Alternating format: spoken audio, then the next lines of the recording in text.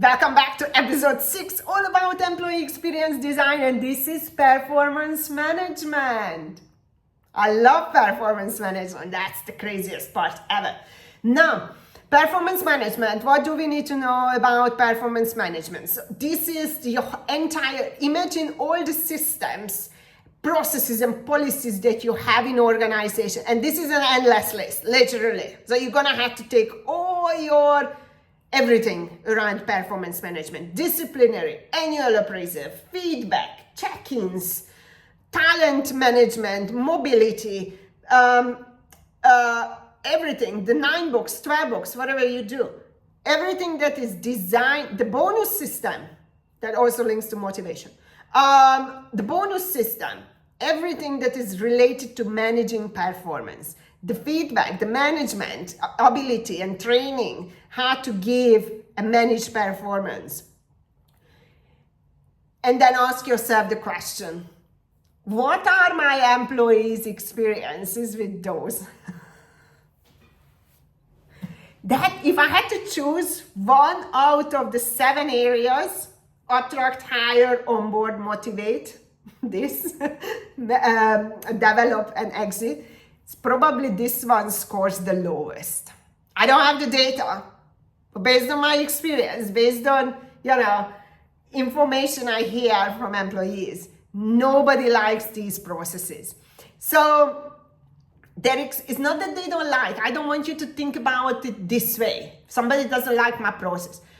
Their experience with my process is not great. So I have the choice and the right and the power and the authority to change the process. So it's not that I'm going to convince people that you need to like this.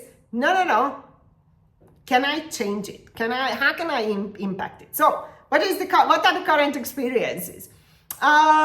Feedback. We know people are not having a great time in terms of receiving feedback. So many reasons for it. We're not going to go into it. Can I do something about it? Disciplinary process. We know that they are not having a great time, not because they are being disciplined, but because many times they feel that it's unfair. Motivation theory comes into the picture, equity theory, fair and unfair. Anyway, you see, everything links together. And when you make that connection, it's just beautiful, because when this one is misbehaving, you go like, come here, lovely. I know this is not your problem, but the problem actually lies here, and now you just lost it here.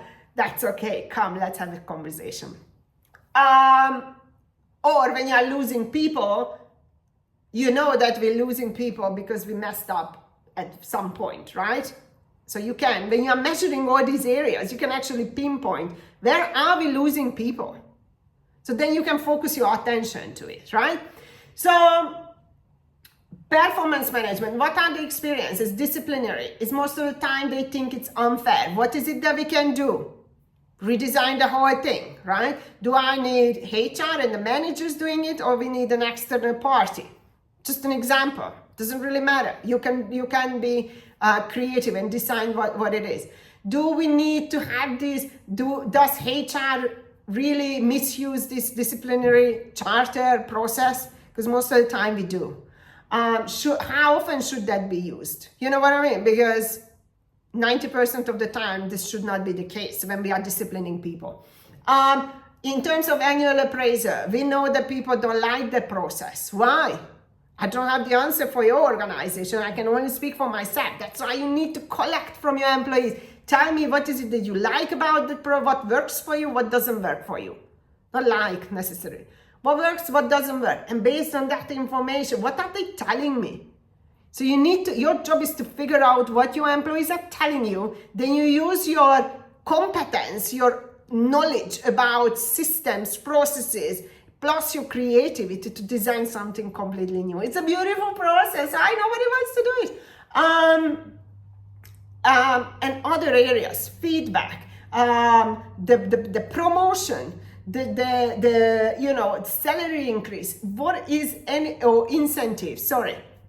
How does it work in terms of managing performance? So ask yourself the question, what are the experiences and what is it that we want them to experience? So one of them would be, for me, that I want my performance, clarity around my performance. I never actually knew what my performance is.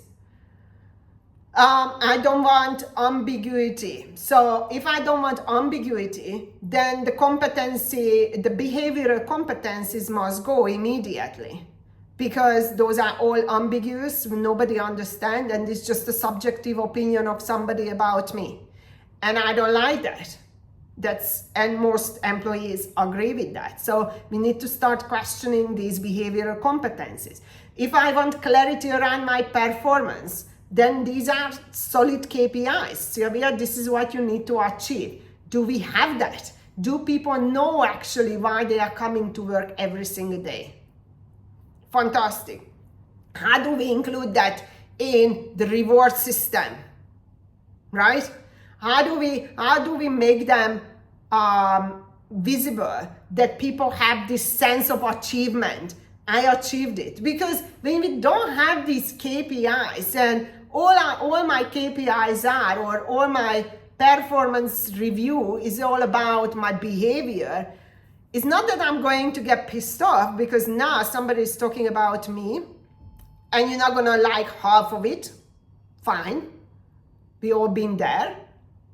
But also, it doesn't give me a sense of achievement because okay, but what have I achieved? Because now I know what you think of me and my behavior and attitude, but what is it that I have actually achieved? And when people, once again, motivational theory, goal theory comes into the picture. People love the sense of achievement. What have I achieved? And when it's not clear, demotivation comes into the picture. So sometimes people are demotivated and we go into, okay, why? But then we go into different areas of these 7 pillars, and we end up with performance management because they don't know what they're supposed to achieve and do.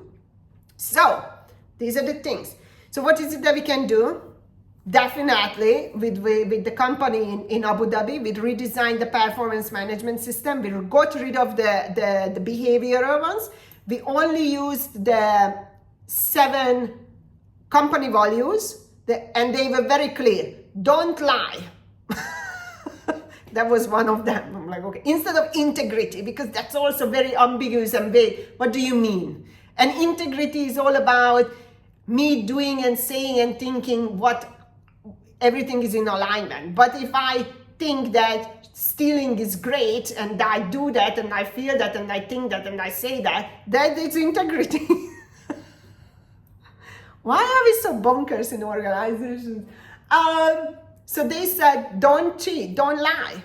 That was very clear. I'm like, okay, you can't argue with that, right? So they took the 7 values and they expected everybody to adhere to that. That's it. And that's because they were very, very clear, they can actually pinpoint, you know what, you lied about this, whatever, right?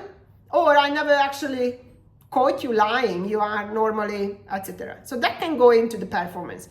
And then all they had is very clear KPIs, business performance.